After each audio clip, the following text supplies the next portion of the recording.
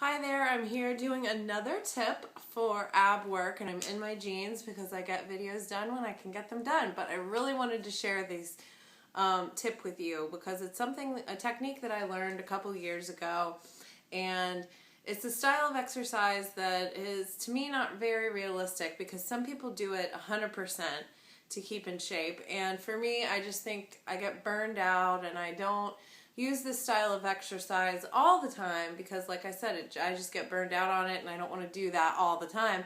But it's a very effective way of strengthening and toning a part of your body that you want to keep strong.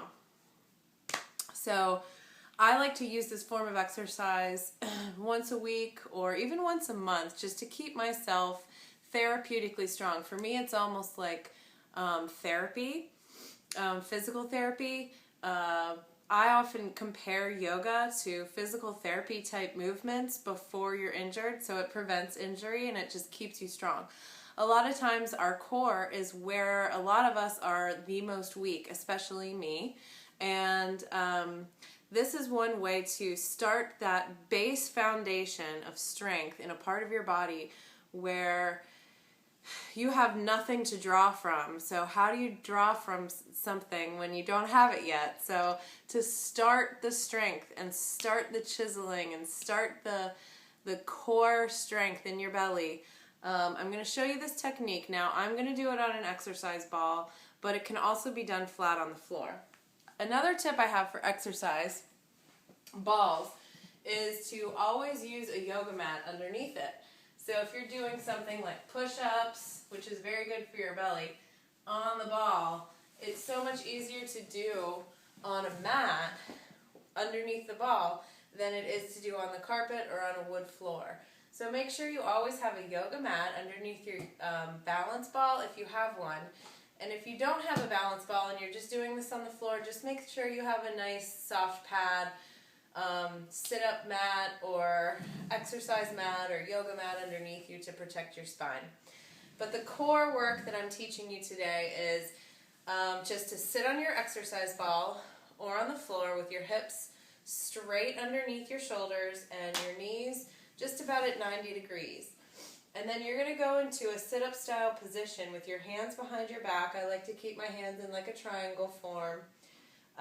Always when you're doing sit-up type movements, make sure you have at least a fist diameter or width in between your chin to your chest, so don't crunch or reach your head too far back. You want to keep a nice straight neck. And then you're going to really tuck your tailbone, roll your shoulders down and back, and you're going to slowly kind of go up and down a couple times, and you're going to stop and hold right at the place of the sit-up where you feel like you're starting to shake. And you're going to hold your position right there for as long as you possibly can. Now, if you reach your arms forward, that takes a lot of the weight out of your strengthening of your abs, kind of balances you up. You want all of your body's weight to be dependent on the strength of your abs. So try to tuck your tailbone, lengthen your spine, open your heart, lengthen your neck and chin away from chest, and shake. Sit there and shake. Try to keep your knees hip width apart and hold for at least 25 seconds. Come down and relax. Come right back up to sitting up tall. Now do it one more time. So I always like to go up and down a couple times till I feel like, ooh, right there.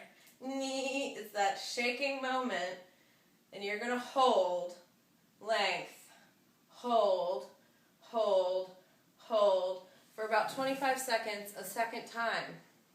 And that's it. You don't need to do it more than that. And like I said, I do this exercise like once a week. You can do it every day. But I started seeing major leanness in my core when I started using this retention technique where you're just holding for a good long time, like 25 seconds. Try it out and let me know what you think.